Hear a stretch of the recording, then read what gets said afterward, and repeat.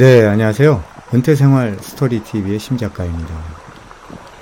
이번 시간은 귀촌에서 뭐하고 살지 시리즈 5번째 시간으로서 농사짓기를 하며 생활하기에 대해서 알아보겠습니다. 귀농 같은 경우에는 생계를 위한 소득을 목적으로 전업농사를 짓는 것이잖아요. 하지만 귀촌에서 농사를 짓는다는 것은 소득을 위한다기보다는 소일거리를 위해서라고 할 수가 있는데요. 재미삼아서 즐거운 놀이로 생각하고서 농사를 짓는 것이라고 할 수가 있습니다. 또한 이러한 농사짓기 생활은 텃밭 가꾸기하고도 약간의 차이가 있을 수 있는데요. 텃밭 가꾸기는 보통 집에 딸린 마당이나 주변의 조그만 밭에다가 채소 등을 키우는 활동을 의미한다면, 농사짓기 생활은 집에서 좀 떨어지거나 또는 집 주변의 텃밭보다는 약간 좀 큰 규모의 그런 그 밭이나 임야에서 과일이나 농작물을 키우는 활동이라고 할 수가 있습니다. 실제로 시골에 다니면서 이렇게 그 농사짓기 생활을 하고 있는 귀촌인들을 종종 만난 적이 있었고요. 이분들이 재배하는 작물은 자두나 복숭아 등의 과일부터 참깨, 배추, 들깨 또는 고구마, 감자 등 그 다양한 것 같았는데요. 농사를 지을 밭이나 과수원 등은 해당 마을의 원주민에게서 대부분 임대로 얻어서 사용하고 있었고요. 어떤 분은 땅을 관리해주는 조건으로 공짜로 이용하는 경우도 있었습니다.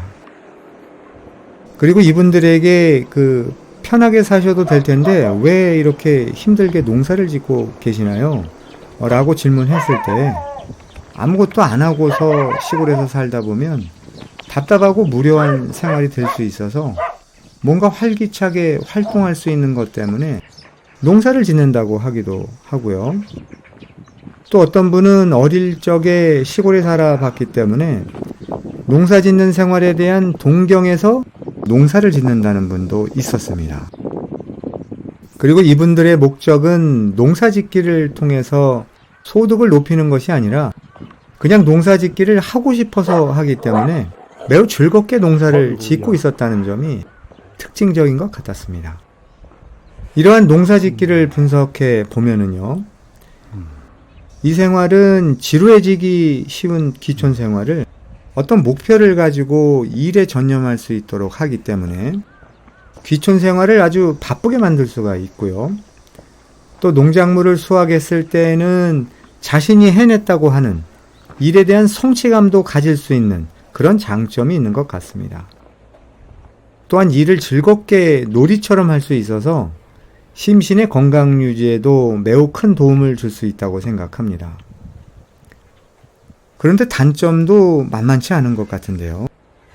놀이 삼아서 농사를 짓다 보니까 아무래도 목숨 걸고 하는 농구보다는 경작 결과가 좋지가 않겠죠? 그로 인해서 손실을 볼 수도 있겠고요. 또는 막상 농작물을 수확했을 때 보면은 판로가 마땅치 않아서 판매에 어려움을 가질 수밖에 없고요. 농사라는 것이 노동의 강도가 다소 좀 셀 수가 있어서 중도에 포기할 경우나 농작물 관리에 등한시할 경우에는 결과적으로 큰 손실을 볼 수도 있다는 점입니다.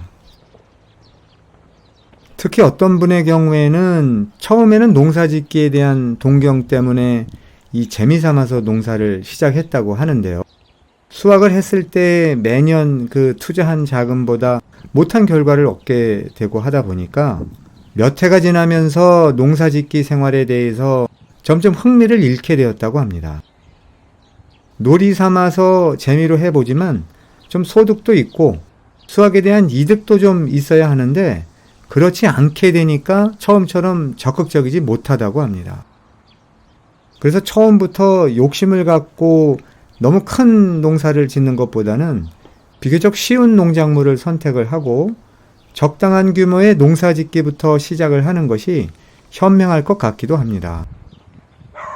따라서 이러한 경험자들의 경험을 잘 생각해서 농사 지으면서 생활하기에 참고를 했으면 좋겠습니다.